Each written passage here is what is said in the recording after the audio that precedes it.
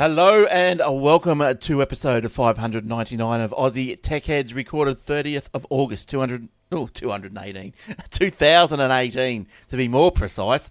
We are brought to you by athwebhosting.com.au. If you're looking for some shared web hosting for a personal blog or a business page, or you just want to dip your fingers in and see how it all sort of works with WordPress, go over there, download yourself a $5 a month plan. You won't get any cheaper than that. Not for something so good anyway.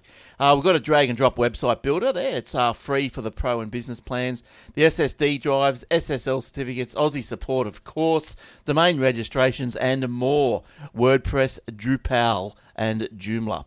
Our other shows on the network can be and are the Aussie Mac Zone, the My Tech Opinion, and the Aussie Tech Crypto. So be sure to check them out, suss them out on iTunes and all other good podcatchers around the place. You can also catch them on the Aussie Tech Radio, and you can jump onto AussieTechRadio.com if you want some instructions and play live from the web, or you just search Aussie Tech Radio on TuneIn Radio app, which you can get for your device, no matter desktop or mobile. Okay, Twitter us, Facebook us, whatever. We are at facebook.com/Aussie Tech Heads, youtube.com/Aussie Tech Heads. Like us, subscribe to us, and don't miss a thing, because you'll miss out on some vital information. I've got a very good trick that someone emailed into me this week, and you might be in the position where you might need it one day. So I'll let you know about that in a second. But let's see and say hello to the other guys this week, and let's start with Joe's first. How you going, Joe? Hey Glenn, how you doing? Yeah, not too bad, thanks. Anything new with you? Oh, mate, I've been busy this week doing up my jukebox. Oh, good to hear. Now, well, let's get Jordan in here, because I've got a question about jukebox, and we can all have a chat. How you going, Jordan? Oh, I'm good, mate. Yeah, Glad good. to be back. Good. You been busy this week? Yeah, kind of. Singing songs? Hey? Singing songs?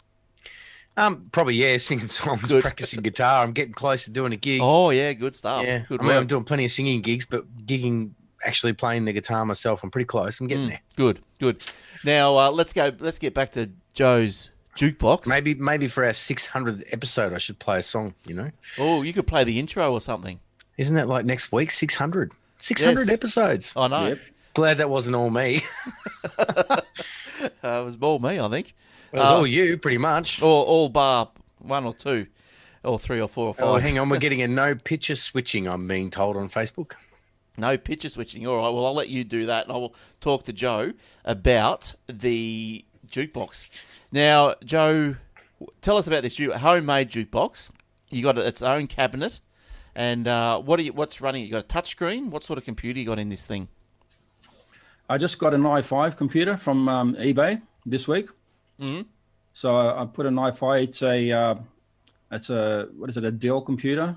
Oh, yeah? Did you see those little nucks? Didn't look at a little nuck?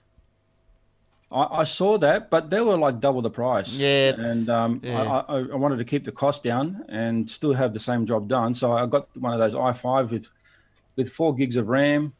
I had a 500 gigabyte hard drive in it. Right, nice. Yeah. So that went for $150. I was happy with that. Geez, that's all Put right. that in. You can't beat that. Yeah, where'd you get that from? It was eBay. Some bloke on eBay was selling it. Second hand? Yeah, second hand. Oh, you won't get better than that. $150, i5, 4 gig.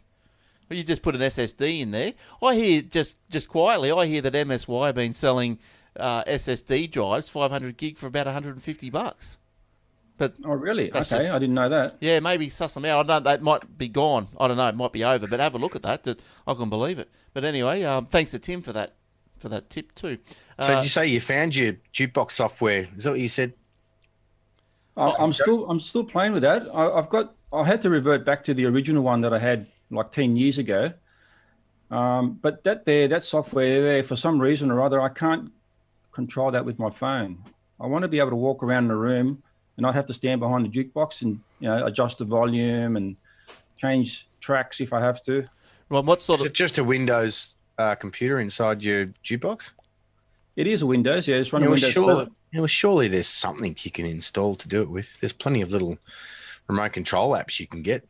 Yeah, there certainly is. There's I'm running Winamp behind it, right? Oh, yeah, well, that might be why you're probably having trouble trying to find an app that'll run Winamp. Yeah, so You might just need like a macro or app or something. Do you want a phone app or an actual remote control? no, I want a phone app. I've got to butt in for a second, Glenn. There's people commenting on Facebook saying the picture's not switching still. So every time someone else speaks, all they're looking at is you, mate. Aren't you guys lucky? Aren't you lucky? So I think I said that to you before. Do you want me to unpin it or are you doing it? Well, I'm doing it, so you must be pinned to the wrong one. Must be. But I'll put... It says I'm pinned on you. But Yeah, but if I go to Joe should be on the screen now, and you should be on the screen now. No. All right, well, you might have to look at me all episode. But I'll unpin it and let Zoom do it. Yep, all right. Yeah, so did you want to... Yeah, you wanted a phone app, because I was going to say, I've got an old... Well, not old, it's brand new. I've never opened it. It's right here. I don't know what I was going to do with it. I don't know why it's sitting right here. But I've got one of these things. A media center remote control kit. And a Hupage. One of those little fellas. Yeah, I've got one of those remote controls. Yeah, that's infrared though, isn't it? Yeah, I think so. Yeah, you got... Yeah. I have to stand direct line of sight to be able to make that work. Yes. With the phone app, I can also see what's going to be next on the playlist. And depending on the mood of the crowd and what's happening, I can either skip it or change it or whatever. Well, I wonder if anyone out there's got DJ software. They might be able to send Joe an email. Just as a little train of thought here. What about using Kodi? Will Kodi play music with a playlist? It will, won't it? Kodi does play music. I've never played it. It probably does have some sort of playlist. There's plenty of remotes. You can get Wi-Fi remotes that allow you to have playlists and everything on your screen, and you can operate them from your phone and stuff. Don't know if it would do exactly jukeboxy what Joe wants, but I don't know. But there might be a plugin, a jukebox plugin. Must have a look. Kodi has a lot of plugins, man, a lot. It does. Well, we'll keep an eye out. There might be a jukebox plugin for it. Worth a look there, Joe. Yeah, getting jukebox software is not so much of a problem. Where the problem lies is when you then want to incorporate karaoke. Yeah, but there's probably karaoke plugins. I'm sure there's karaoke channels and everything for Kodi. You can get full-blown channels. And then you can use the normal Kodi. I mean, I've got a Kodi remote. I think Glenn said he's got one too, haven't you, on your phone? Didn't you say you've got a remote for Kodi on your phone? Yeah. Here we go, Joe. There is. You're right, Jordan. Install the jukebox add-on for Kodi. Home screen add-on settings. Home screen. Enter the blah, blah, blah, blah, blah. So jukebox is a perb add-on that brings you a great selection of about 40-odd live music channels. Oh, it might not be your own. You can probably put normal music and live music, I imagine. Yep. Yeah. Yeah, look, I don't think Kodi would actually be what I'm really after. I mean, I know Kodi. I use it a fair bit. It has to be a good user interface. It's very, very easy to use as far as touch. You've got to make it so that anyone can walk up to it and not have to think about, what do I have to do here? It's a matter of, on the left-hand side, I create like a playlist of the screen. Right, yes. You click on, selected, I might have 10 or 15 different playlists. Yep. So I might pick one, and then once you click on that, on the right-hand side of the screen, it opens up the list of songs that are in that playlist. And basically above that, there's two square boxes, and one says add song to the list. To the list, yep. Right, and what that then does is it adds it to the playlist down the bottom of the screen, and you can go ahead and you just keep adding songs, and it just automatically plays them one after the other. Yeah. I think you should still have a look at the plugin. You just never know. It might be laid out in a good way that you just don't know, because it might, being a plugin, you might not know until you actually see it. So. Yeah. I mean, Winamp, there is different plugins and different apps that you can use for Winamp. I just haven't got them working properly yet. So, but Winamp has also been discontinued, hasn't it? So you're not going to get a lot of support. Yes, it has been discontinued. Yes. There's one here I've just found, Juke Blaster. Have you ever seen that one? Pro Jukebox, you probably have to pay for that one, is a true commercial class jukebox solution that combines ease of use with powerful functions such as happy hour, background music, timers, horizontal, vertical screen support, flexible currency support. Yeah, that one. It's all download, no pricing. Is there a price? I've seen that one there. I've also seen another one called Jukebox Jockey. Oh, That's the one I'm currently looking at the moment. right. Okay. Jukebox Jockey is good, but I don't like the layout on the screen. I'm pretty fussy that way. So I might have to revert back to the original one for the moment because I've got a big night coming up on October the 6th. The karaoke software is probably what you're going to look for then, because, there's some karaoke software I use, a free one. I can't remember what it's called. I'd have to look it up. Maybe during the show, if I get a second, I'll look it up. It's and it does full playlists and everything. It's free, but if you want to have multiple playlists, I think you've got to pay for it. And I think it's like $60 once off or something. Well, you Probably better karaoke software that'll do both. So it does full pitch control of songs and vocal removals and all that, as well as we'll play MP3s or just video files. So. Okay, that sounds good. Yes, send me a link and I'll have a look at it. Yeah. Well, you better hurry up and get it going, Joe, if it's next week. Otherwise, you'll be out there spinning some vinyl around, you know? Oh, no, look, yeah, we're expecting you to sing a karaoke song for the 600th episode next week. No, look, I'll have it ready on time. I already have it. I've already given it a test run, and I've got it all running. Actually, see if I can find a photo. For jukeboxing, I still, Glenn on Facebook here has just said Spotify. I still reckon Spotify would be great. I think we said that last week. There's a full app for that for remote control, and your friends can access it. And there's even karaoke on there. I understand, but in most of the places I go to, sometimes I don't have access to Wi-Fi, so I've got to use something that's all internal or working on its own without relying on any Wi-Fi. And I think the issue with Spotify would be possibly like, I've tried handing an iPad around a few people, and they can't compute how to do it. And they just keep pushing the song, and so therefore the playlist drops, and that song comes straight on. Like you got to go to the dots at the side, and then go add to list or add to next, add to queue. But it gets around the tail, and people just look up a song, and just go click straight on the song. Then the playlist drops. So maybe Spotify might not be the option there. But yeah, you'll get there, Joe. That's good, great. When you find a picture, chuck it up on the Facebook page. Let's have a geezer. Okay, yeah, I can do that. I've got pictures of the jukebox opened up, and you can see the computer in there. I've got my amplifier in there, and then I've got another photo that I can probably put up that's got the big ass Bose American Boss speakers, 400-watt speakers. Now you're gonna old school. Yeah, you got a story. Are they the ones the two holes? They're the ones that have got the 4 holes. They're two 15-inch subwoofers in them, and the big. Oh yeah, but what about the mid highs? You got a separate mid high, or you just got a single box? It's one big box. So it's got 4 holes. Yeah. Now remember the Bose or Boss speakers, whatever they were. They didn't have. You couldn't see the actual speaker. You could just see the ports. Yeah. It always baffled me how they got the clear sound out of them. They were pretty good back in the day. They're probably still being used now, I imagine, for sure. I'm telling you, these things here, they're really good, really clear sound too. Yeah. Is this because I saw you've got a story about Bose? Is this why we're talking about it? Do you want to go on with that one, Joe, while we're talking about them? Yeah, let's move on. Yeah. Okay. Today I looked at online, and I found that Bose now is starting to introduce smart speakers into the equation. Nice. Yeah, they've got a Bose 500, and it's also been enabled via Alexa. Oh, yeah, nice. Yeah, so the price of those are around about 400, and they reckon they're going to ship them in October. Yeah, okay. Where's this? This is from voicebot.ai by the look of it. Yes, that's right. Yeah, I think I sent you the link for that. You might be able to put it up for people to see. Yes, I was just wondering if that's 400 Aussie. Is this an Australian publication? I wouldn't think it's Aussie. I think it'd be American. Yeah, right. So it'd be about the same price as an Apple Home Pod or whatever they call them. Yeah. Oh, Bose apparently is also introducing some, what do they call the Bose 700 soundbar. That also includes Alexa into it. Yeah, so right. They're saying that the soundbar is around about $800. Yeah, nice. Nice. You can spend some money, can't you?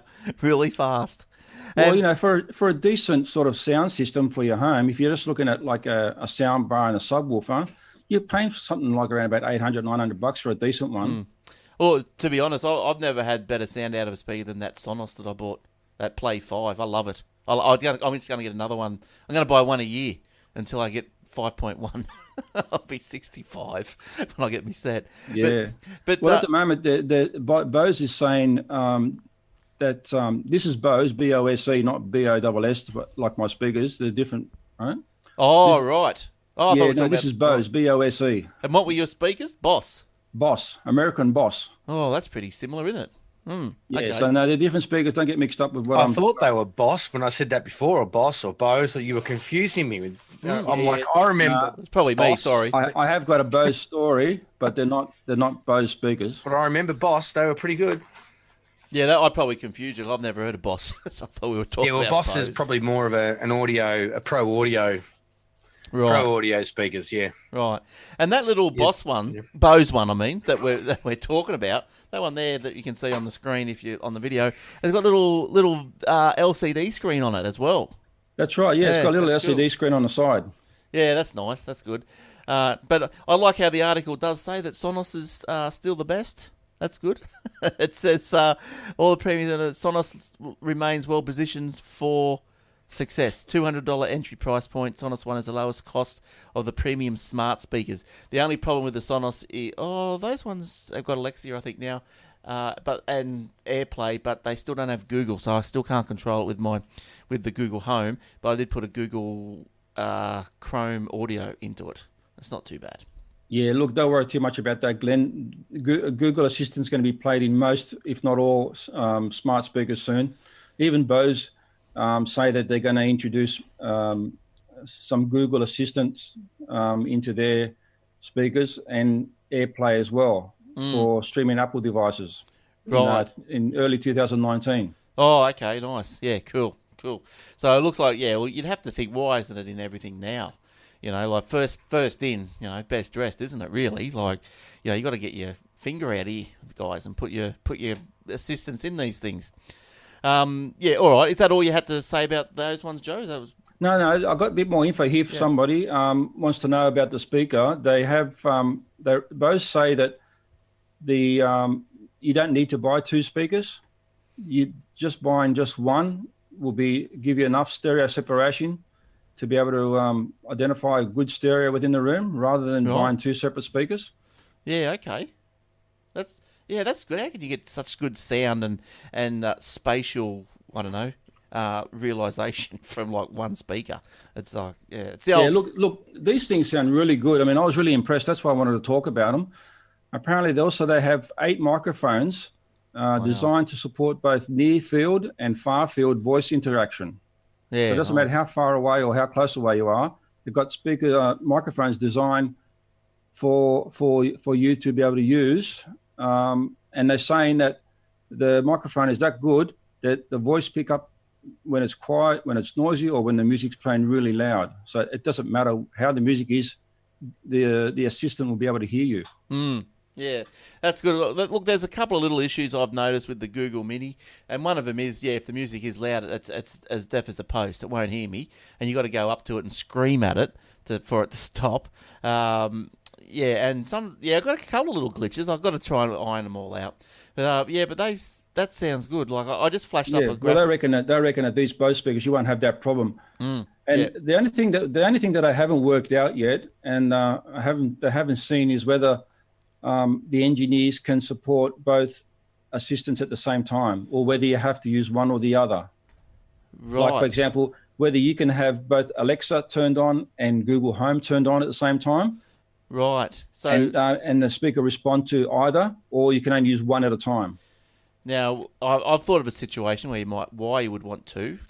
Why would you want two? Do you know? Or like, is there a... it depends. I guess you're using Google Play Store, Play Music, like the music store. Oh, my answer to that I just thought of was that maybe you've different people in the house might have different accounts on different things, so they come in and say, "Hey Google," and then someone else might come home and they might be, "Hey Alexa." I don't know. Yeah, that's true. Yeah, you can have that. Yeah. So they haven't decided. We don't know yet whether they're going to support both at the same time, or it's just a once only, like one at a time? Yeah, no, it's all go, isn't it? All this IoT stuff and smart speakers. Look, as I said last week, I've sort of rediscovered the radio since I've had this. You know, you can talk to Google Home and comes through the speaker and all this, because you just don't sit there switching channels. And because we've got this old radio, you know, it's not old, you know, and you turn it on and you can't change the channel like for 5 or 10 seconds. It just has to warm up or boot up or something. So you know, and you just stand there while you turn it on. Like, I know it's only 5 or 10 seconds. It's not much, but you know, you want to get on with your life. You don't want to wait there for 10 seconds. But yeah, Bose, good stuff. Good stuff. Now, earlier on at the start of the show, I mentioned. Sorry, just quickly before you change on to move topic completely, Joe. Canto player. I just looked it up on my little Surface I use for work all the time. Canto player. I have to look that one up. Canto player.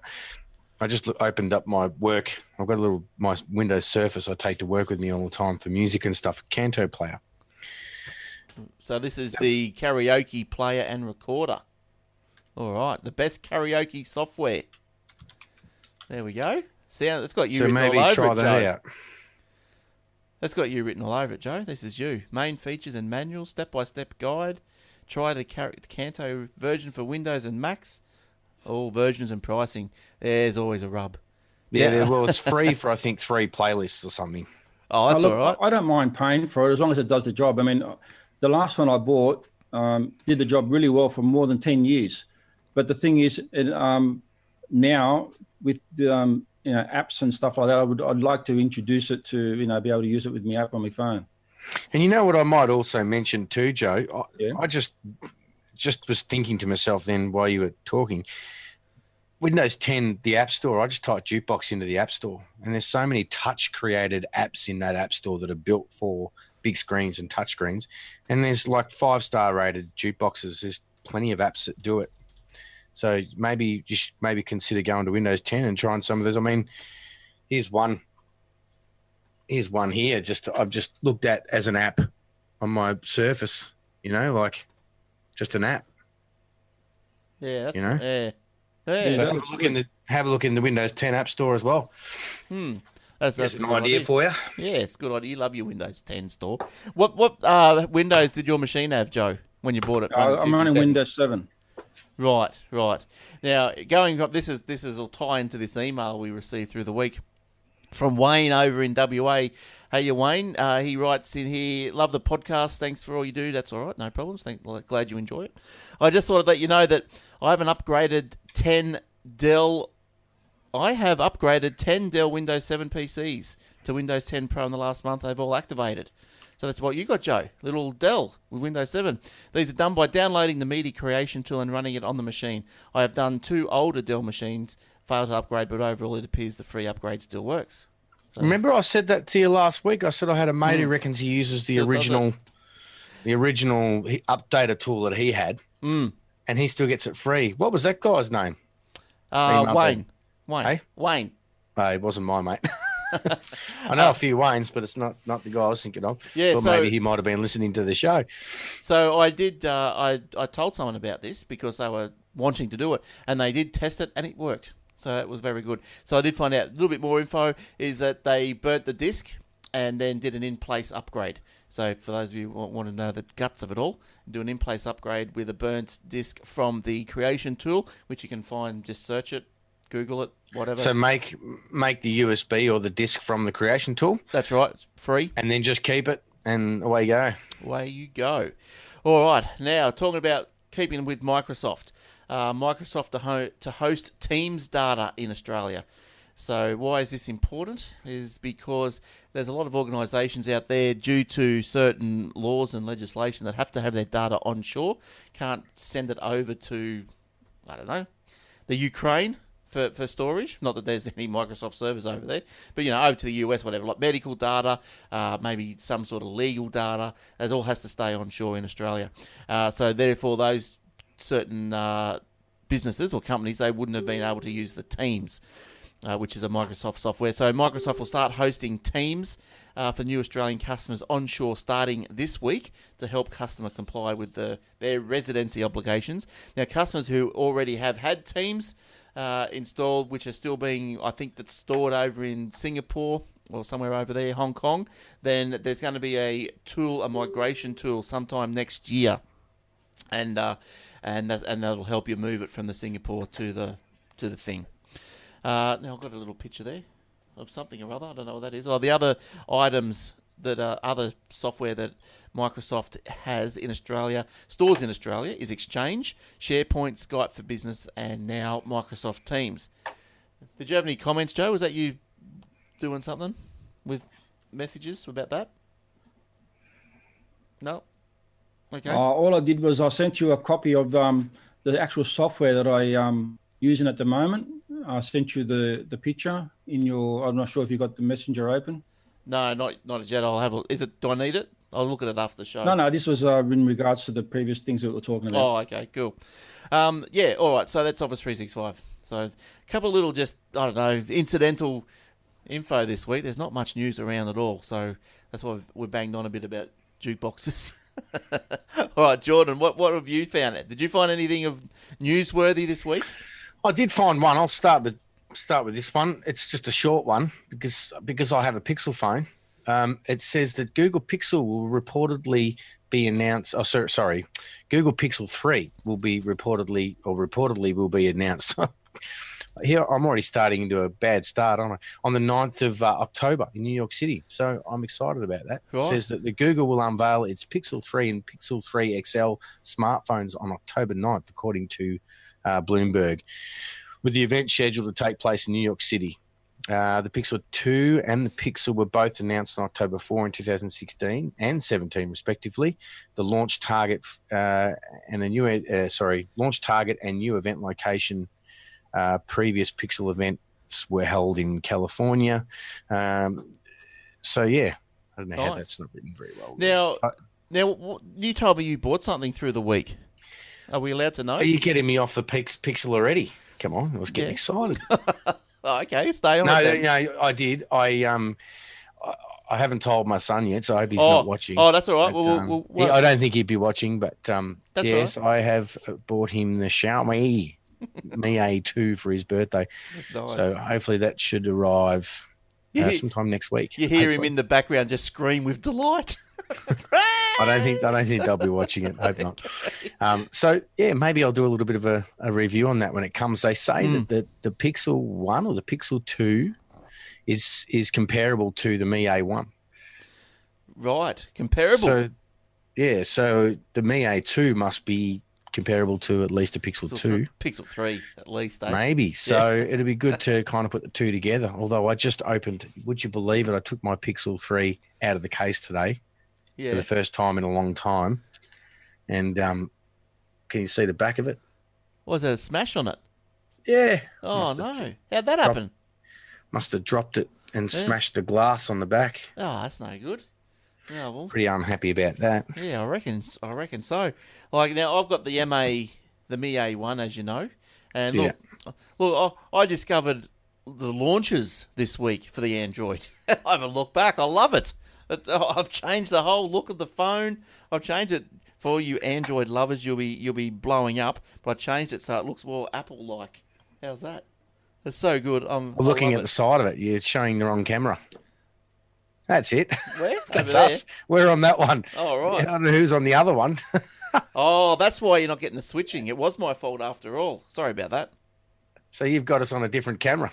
Yes, there's two. So you're showing like New South Wales and Queensland on that camera, and you got Victoria and Tasmania on the other camera. That's right. Cater for all time zones.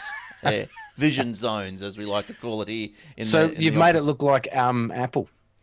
Yes. Successfully, or is it a bit buggy now? No, it's great. No, it's good. It's just so that's the Xiaomi Mi A1, isn't it? Yes. And you're using that as a personal phone for you, not your kid's phone. That's right. We've all got one now. Well, except Kim, because she had to send hers back to Kogan because it was open when we got it, and we weren't happy with it being opened because I think I said this last week.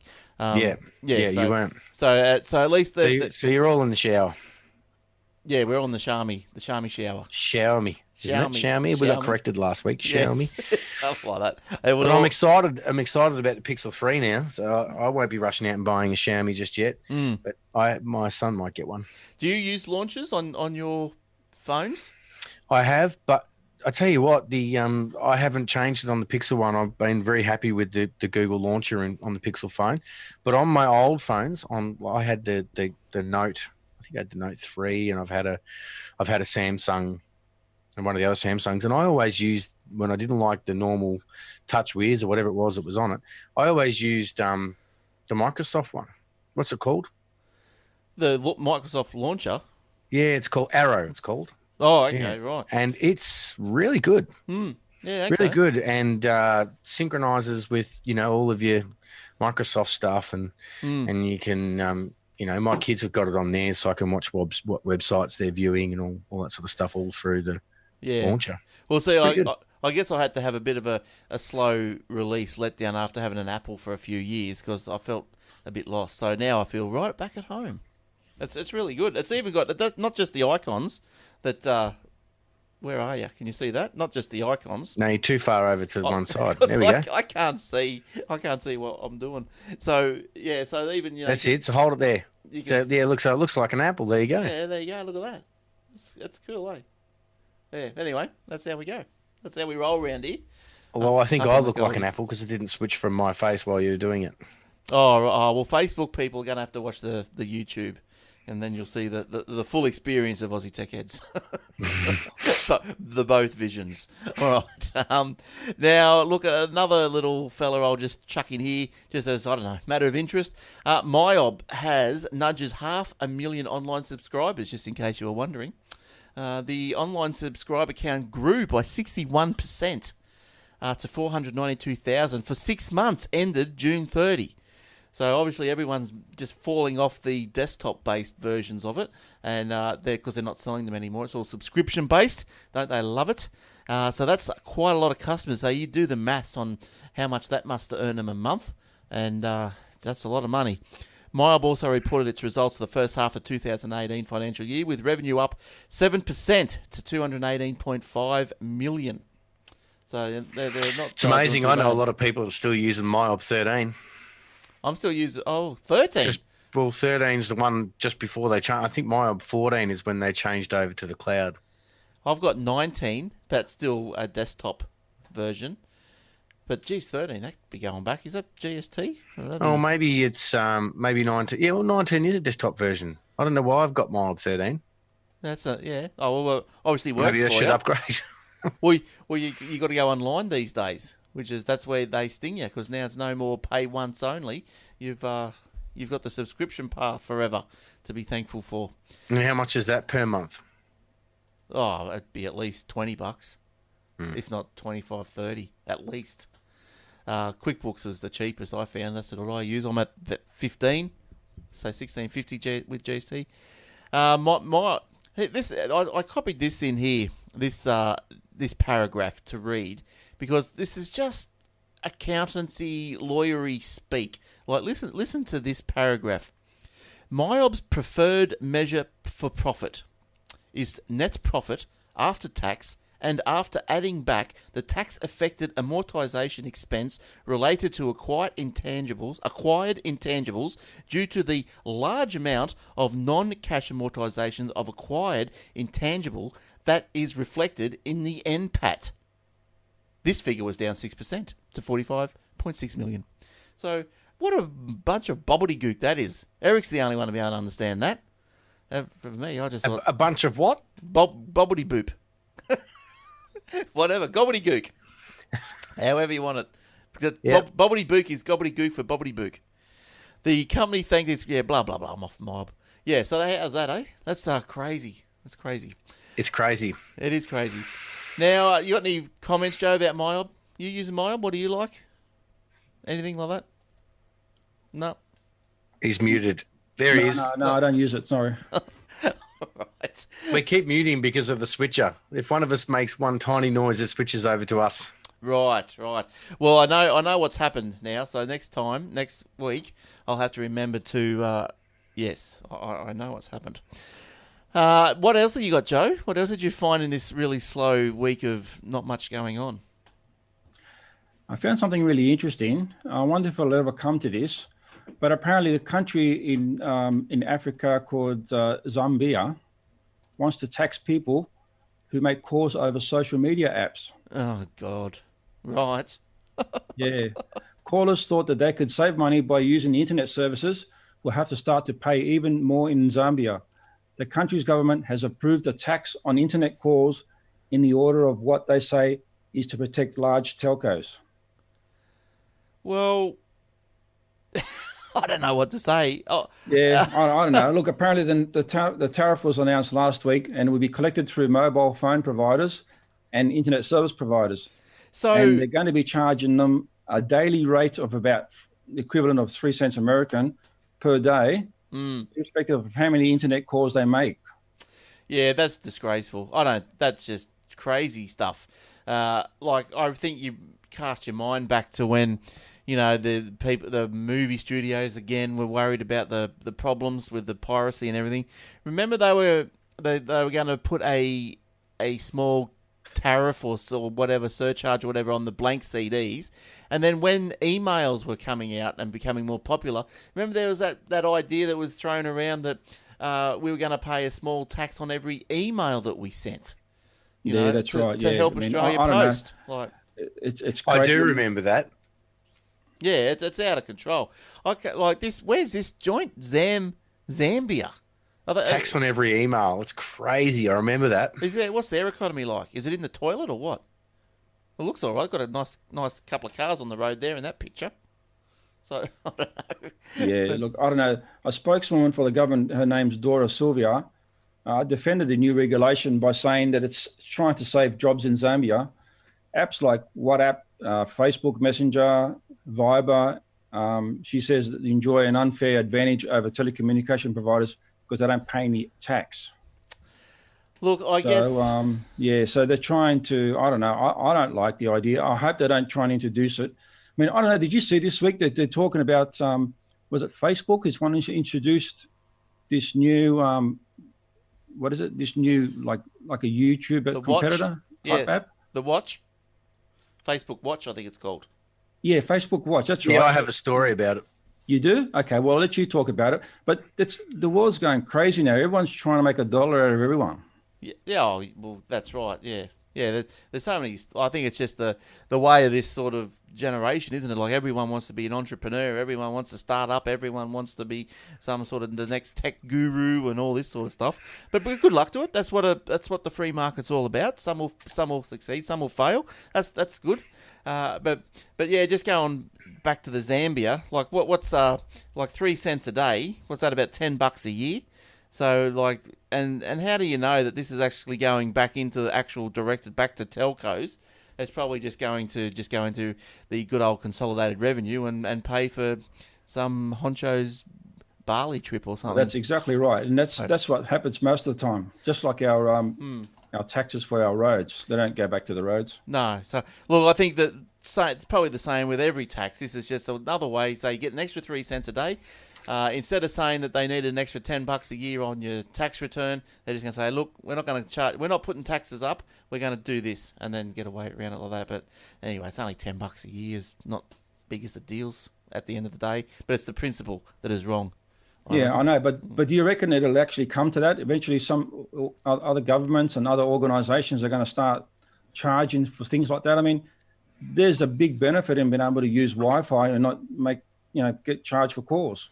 Well, you look at the other, say, I guess the revenue streams. Like, why don't they put their rates up, or why aren't they putting something else up? Why are we charging 3 cents on every person who owns a phone? Like, is their profits down that much? Like, what's the population of Zambia?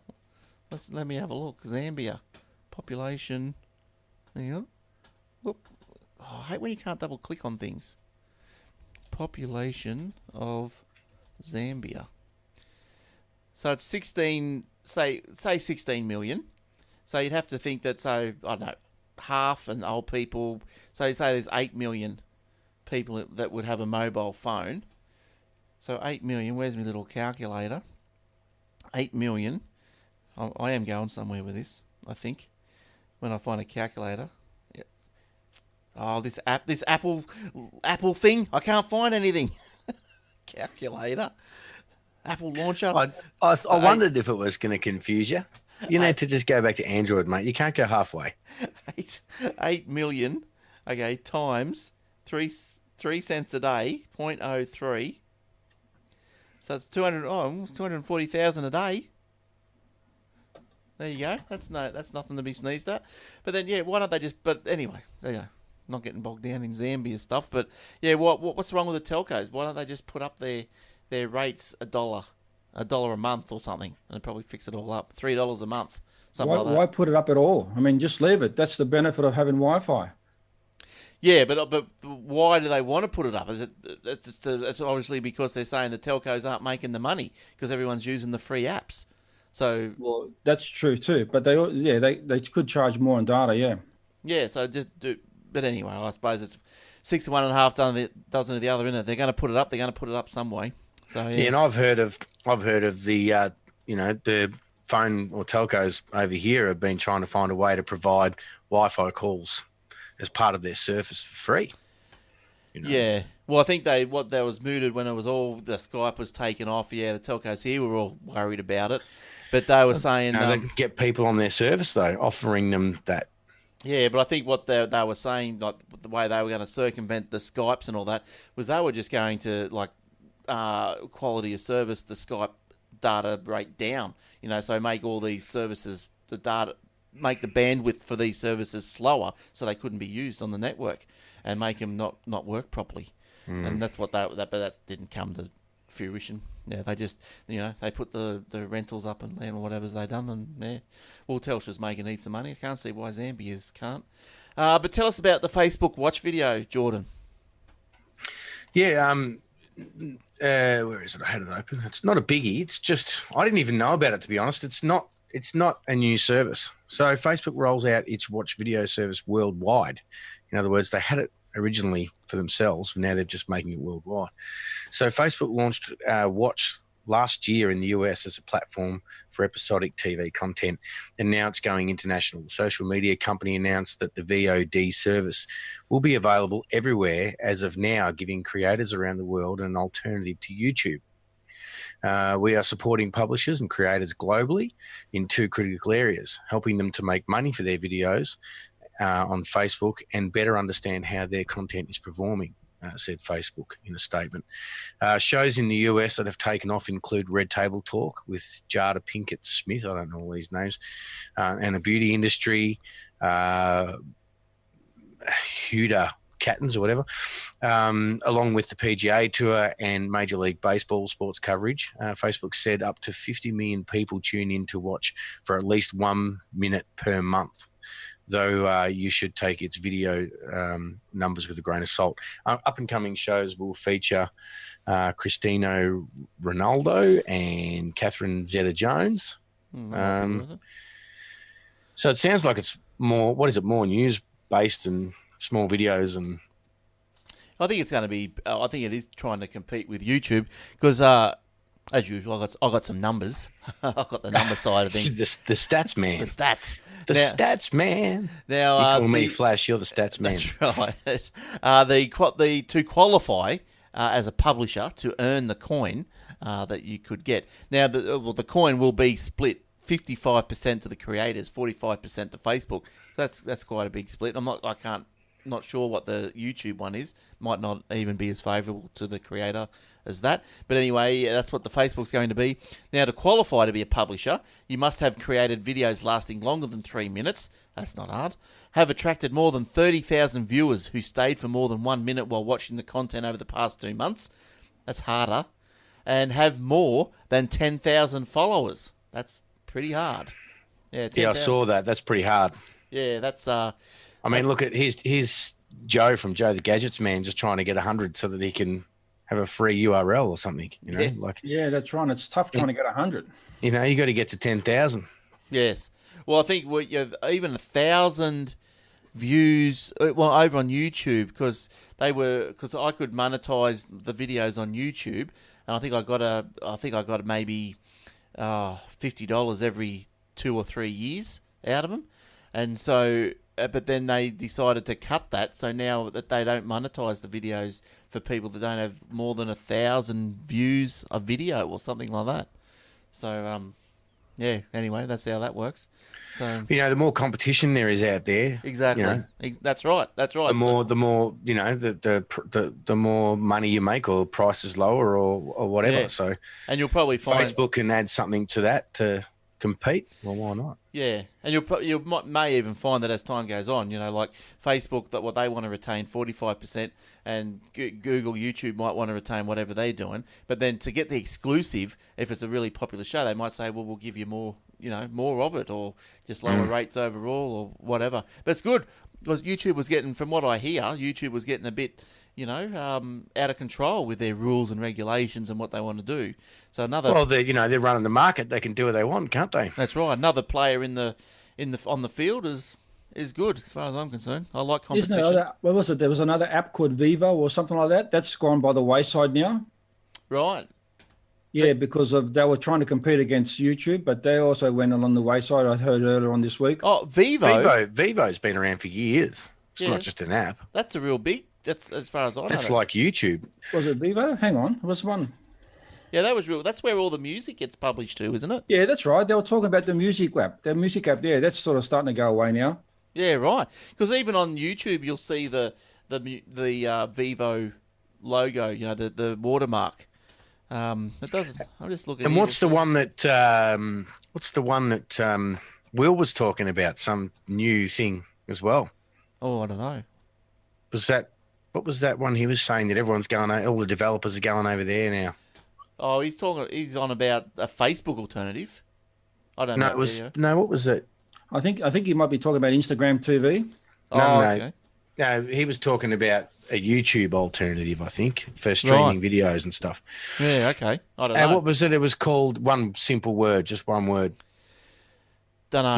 You've heard him go on about it before. Is it owned by the developers have created it, so it's open source or something? He's on to Minds. That's it. Is that that's similar, isn't it? Oh, I thought that was more of a Facebook type alternative. It might be with video. I'm not. I logged in. A bit too boring for me, to be honest. Okay. I thought that was kind of a YouTube kind of. I'll give it another shot. I didn't have much time. I thought. Yeah, I'm not sure. This is rubbish. Joe, have you got any more for us this week? What's going on down there? I do. Anyone using Yahoo Mail, if you don't know, Yahoo is still scanning your mails. Apparently what they're doing is they're scanning your emails and they're selling your data to advertisers. Yeah, that's been going around. So they're selling it? Yeah, they're actually selling it. They're saying now that if you use Yahoo, the data is going to be scanned and they're going to sell to advertisers. But they only scan your spam and retail emails. All right, so it's going to analyze those emails and sell those data to advertisers. Can I ask if anyone knows what a retail email is?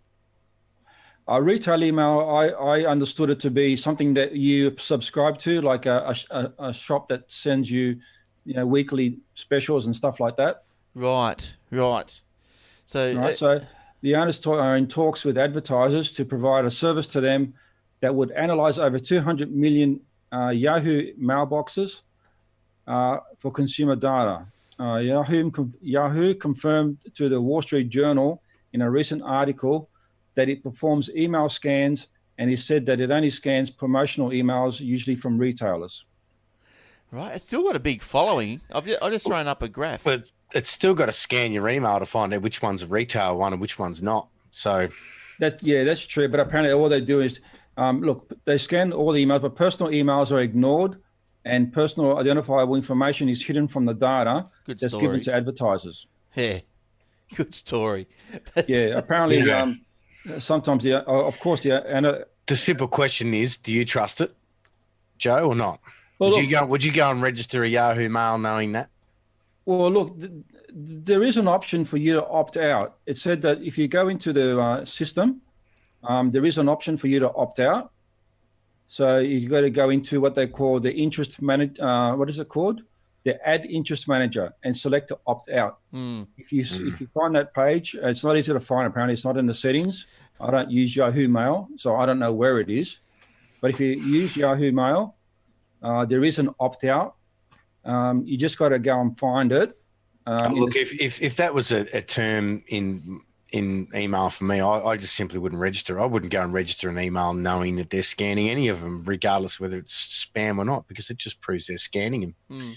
And, who says they're not anyway? Who says Google's not scanning them and Apple's not scanning theirs? And well, Facebook, they are. They were. And they're all selling to advertisers because they make money out of it regardless. Well, Google was a couple of months ago that Google was shown to be scanning emails for whatever. And didn't Flickr change hands anyway? Flickr as well. It's part of Yahoo. I'm pretty sure they changed hands and said they got new owners. So it wouldn't surprise me you don't know who's buying Yahoo these days. Well, there's a quote here or a bit more of this article, and they're saying that Yahoo's saying, well, we've got to do this because email costs money. Free email costs money. And yes, it does. And I guess it's going to cost more money if you lose subscribers because I don't want to be, their email scanned. But I guess, you got Google with Gmail. They got all their search and all this other stuff propping them up. Microsoft Outlook, they've got everything else. Microsoft propping them up. I almost thought Yahoo wasn't even around anymore. Like they once upon a time they were the big bang of the internet. They were the main search engine, and everyone was registering their emails. But they kind of slowly disappeared. I'm surprised that they would pull that sort of thing out on people. I think that would scare people off before it would encourage people to trust them. But Jordan, even if you're a premium email subscriber for Yahoo and you pay that $3.49 per month, they still scan those mails as well. So it doesn't matter. It's everyone gets scanned unless you decide to opt out, which you got to try and find in the settings. And apparently, it's not easy to find. And I think that's why so many people are just going with their own emails these days. Yeah, like I think the best one that why would you pay $3.49 when you can pay $7 and get the Outlook? That's well, not the free Outlook, but the paid Outlook on the Microsoft Exchange. Yeah, but who says that Microsoft's paid Outlook isn't scanning theirs either? Well, I think your best email is the one you create on your own server or your own wherever you're getting your website hosted or whatever. Yeah, but then who's to say that that they're not? That's right. They could be dipping in and having a look, see what's going on. Unless you've got, you really just got to make sure it's secure and. Look, it comes down to the trust, doesn't it? Like it certainly does. But I suppose Yahoo's probably throwing a little bit of honesty out there, saying that they do it. Yes, but then you can kind of go blind into people like Google and hope they don't and not care, and who cares or whatever. But I suppose it's trust of the brand. Like Yahoo. Well, did Yahoo admit this, or did they admit it after, say, The Verge wrote this article or interviewed them and said this is what's going on? But I would say this would hurt Yahoo's trust reputation, the same way like you might think, okay, let me go to Gmail, but Google's been in the news of late, not with the search, not with the email scanning, but of the old Trump's going on about how they're biased with the search results and all that. So does that hurt the Google trust a bit? So then you look for another one. It depends on the day. Who do you trust more? Google, Microsoft, Yahoo? I remember reading something about Google was saying, look, we don't really care if you think that you want to leave Gmail because you're worried about being scanned and whatever else, because we'll still find you apparently when you use our search engine anyway. So that's right. You're gone anyway. It doesn't matter which way you do it. So you're gone, that's what I remember reading somewhere. You're gone. Yes, you're right. You are gone. All right. Yeah, and in Trump's case, you'd be very upset, wouldn't you? Because you'd be bringing up the search results of bad things about him and not good things. That's what's the latest in the news about him. Yeah, well, the example that was given... At least he's got the pulling power to do something about it. Well, that's right. The example that was given today that I heard was that if you went to Google and typed in idiot, all you would get would be negative Trump stories. And they said, now you go to Bing and type in idiot and you get the definition of idiot and stuff like that. So who's more honest, Google or Bing? But then again, like when I did it, I was just receiving hits on stories that were written about this. So, of course, they're going to be pushed up the Google spout because they were relevant stories. They weren't like, a year ago story about, say, Trump being an idiot, but it was stories of today because everyone's writing about this maybe there thing. is just a lot of more people out there that don't like Trump after all. Maybe there is more hate stories than there is good stories. Yeah, I don't know. Who knows? No idea. But for whatever he's doing, he's got that place. Just go back to Ask Jeeves. Oh, jeez. Ask Jeeves. I used to love using Ask Jeeves. Yeah, go back to Yahoo. But Ask Jeeves turned into virusy, spammy stuff, didn't it? Yeah, pretty much. Yeah. That's probably why no one uses them. They got sick of all the ads that tracked you along the way. A bit like Google. You can click on anything in Google to follow you these days. Look, I've got one more. I think. Has anyone got any more? Well, I think it's time to start finishing up. Joe, are you finished? Yeah, no, I've got my stories done for the day. All right. I don't know if I've got anything too. What have I got here? Something I've missed? Well, you tell me. I've got a good fun one. It's not a big story. It's just I don't know if there's anybody out there that's watched the show The Orville with Seth MacFarlane. No. I'm a bit of a Star Trek fan. I got really disappointed when all the Star Treks came out, but someone said to me, "Have a look at The Orville," and I've kind of looked at a few trailers and stuff. It looks fantastic. Comedy with Seth MacFarlane, but Seth MacFarlane, he was also in a couple of episodes of Star Trek. There's a couple of small things, and he's always been a Star Trek lover. So he created his own show. So he's directing it called The Orville, and it's very much like Star Trek. So it says the long overdue US sci-fi comedy drama The Orville is about to get an Australian screening. It will screen at SBS On Demand from late September. All 12 episodes available at once. The series created by and starring Seth MacFarlane is set 400 years into the future and follows an extraordinary spaceship as its crew, both human and alien, face the wonders and dangers of the outer space. It also features so and so and so and so and a few other big names, as it says there, or biggish names. So in January, TV Tonight readers voted it the international show they most wanted to see ahead of Young Sheldon, Colony, and Big Brother, or whatever they are. So Big Brother. If anybody's an Orville fan or has seen it or hasn't, I suggest get on and have a crack at that. It's a great show. It sounds a lot more interesting than the other shows that you just spoke of. So I haven't seen any of them. Yeah, I'm surprised that they kind of didn't give it more of a rap in this article because, the trailers, have a look at the trailers.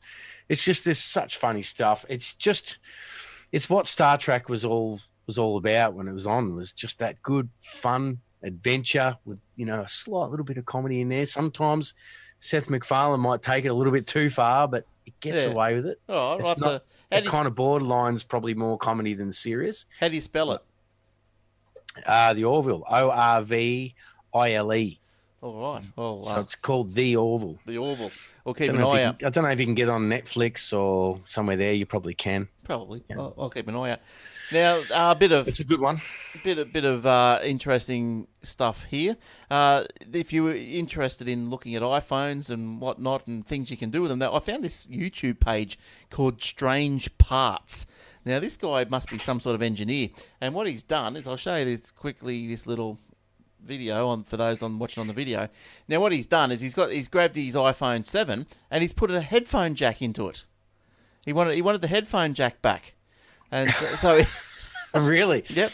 So he's taken it all apart, and he said that because the Apple said, "Oh, well, we need the room. We got to, how can you fit one in there?" Yeah. So he what happens? He opened it up, and he was surprised to see that where it should have been was just a little bit of plastic, like a plastic cover. He took out.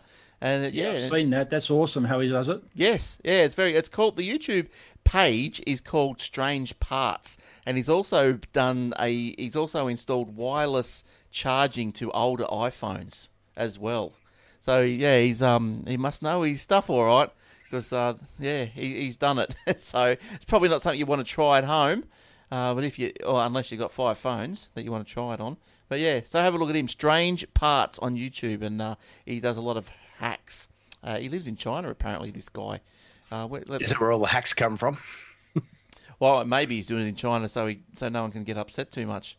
But I'll see if I'll get all the other videos that he does. He does a few. Turning a broken iPhone into a working USB flash drive. How I upgraded my iPhone memory 800%. I wonder if he used that app on the computer to do that. Remember that? This same bloke, Glenn, he also made his own iPhone. He went into China. He went and bought all the parts individually. Right. Yeah. Wow. And he made his own iPhone. You have to look at his YouTube. It's awesome. Yeah, right. Yeah, I'll go and have a look at that. It's good stuff. Good on him. And what's his YouTube name? Strange Parts. Strange Parts. Now, my last story this week was, remember old Elon Musk in a bit of trouble for calling the cave rescuer a pedo? Well, anyway, a lawyer has sent Elon Musk a brutal letter which confirms British diver Vernon Unsworth is preparing to sue him for defamation. So apparently what happened was it all seemed to have died down a bit, and some journalist asked Elon about what is happening with this person suing you. What's going on there? Just wanted a bit of an update. The question was asked by TechCrunch writer Drew Olenoff, who goes by a Twitter name of Yoda. Geez, must have had that for a while. Responded.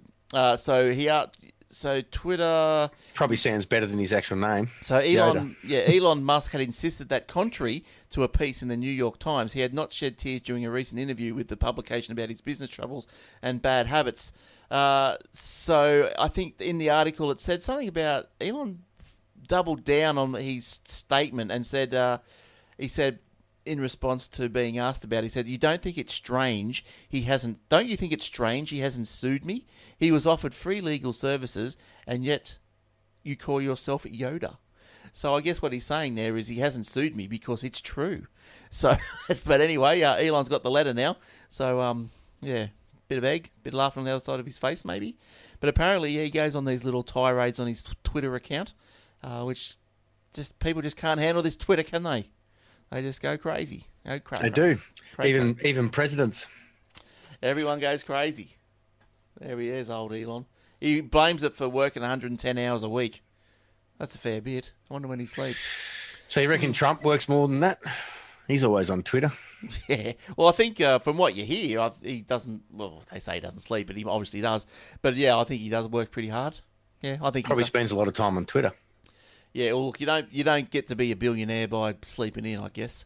So yeah, no, I'm sure he's got that country, pumping. That's ticking along the US. That's got great GDP of like 4.3% or something. That's kicking. That's good.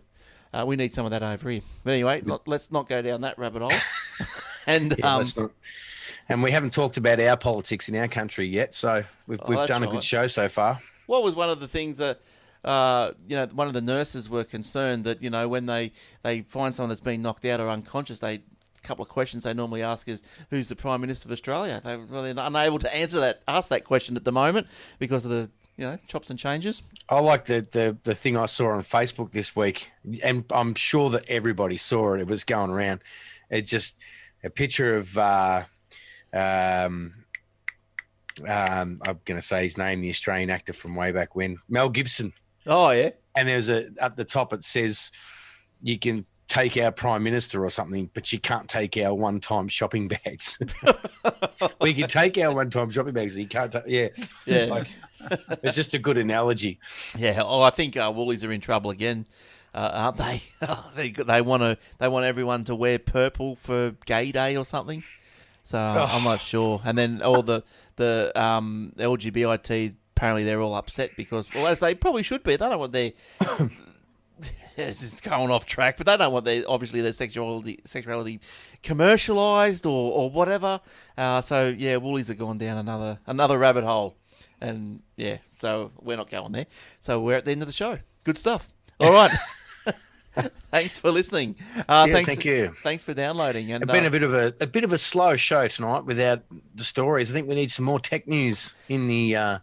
In the thing. I think, look, we should do a shout out. Anyone on Facebook, if there's a story you see through the week that you'd love us to read it out, post it on even live right there and then in the Facebook links, and we'll have a look at it. So we are live Thursday nights lately it's been around about 6:30, but if you got your Facebook handy, well, you'll get the notification. Like us and turn on when we go live, and then you'll get the notification and jump on and say good day. Good stuff. We got the Facebook comments that you want to read out or anything? No, I think everybody's been tuned in but not commenting, which is maybe we didn't see Eric on there. Maybe that's why. Yeah, he hasn't fired anyone up. Yeah. All right, cool. All right, good luck with your jukebox, Joe. Hope you get it sorted this week. Thanks, you. And thanks for coming in. We'll see you next time. And also, Jordan, thanks for coming in. We'll see you next time as well. Yeah, no worries at all. Thank you. All right, so hopefully we'll see you all for the next week, the big 600, the 600. Yeah, we're going to have to do something special. We're going to have to come up with something. Jordan's going to sing a song. Oh, I don't know about that. I'll think about it. Play guitar. I'll think about it. Or just play a couple of riffs. That'll do. I'll sing one if Joe sings one. And I'll sing too. No, I'm not singing. No way. All right, good stuff. All right, thanks everyone. We'll see. We might have a surprise something. We'll work something out. We have to do something. I don't know. It's 600 episodes. Yeah, it doesn't matter. They just come and go. It should be more important, Glenn, for you to do something because you've probably been there, I'd say, around probably 595 of those. So yes. We haven't been here as long, me and Joe. So it should be really up to you to do something important, shouldn't it? Oh, I'll get myself a little custard tart. A custard tart? You're going to sing happy birthday or something, put a candle on it? Yeah, something. Yeah, no. Look, maybe some sparklers and... Yeah, these things come and go. But I guess, what does that make it? I don't know. When did it? 2006? Because it is coming up to like the yearly thing. What we should do is get all the family together. Should get Jace and Will and do one big show with all of us. Geez, we'd have too much to talk about, wouldn't we? I don't think the bandwidth could handle it. I think we'd get a word in. We'll see what happens. But maybe you could do some guest spots through this show and we'll have one of them on each. I think that's too hard to organise. All right, everyone. You know where to find us. We hope to see you next time. All right. Good stuff. Don't worry about the Sharks. They're all right. No salary cap breaches this year. Goes back for 2015. Wasn't the grand final year. Oh, here we go. There's a comment on Facebook. Don't worry about it. Get Mark back, they said. Get Mark back. You want Mark back? My God. Okay. I might give him a buzz, see what he's up to. Maybe he'll come back and do a guest spot. Which one was Mark? I can't remember. Is it a long time ago? He started with me. Yeah. Oh, early days. Yes. So this is Brett Overend. He's obviously an early listener then. Been listening for years then. Yeah. Mark started. We started it back in 2006, and I think he went for a couple of years. And started it in the garage. We did it like live. He used to come around to my place, and we did it. So we were both live. So that was cool. That was like a really good way of doing it because you could sort of bounce off each other a lot better because you could see their facial expressions and their body language. Yeah, that's right. Yeah, no lag. And it was good. You have a bit of fun at the same time, a few beers, and it was good. All right, well, I might give him a ring. I'll see what he's up to, see if he wants to come on and... Yeah, mate, he can do a guest spot at least or something. Give us the latest in conspiracy theories. See what's been going on. Yeah, we're up for it. Yeah, okay, all right, good stuff. Okay, thanks, everyone. You know where to find us. Then go the Sharkies, and we'll see you guys next time. Okay, bye for now. Yeah, good night, guys. See you later. Bye.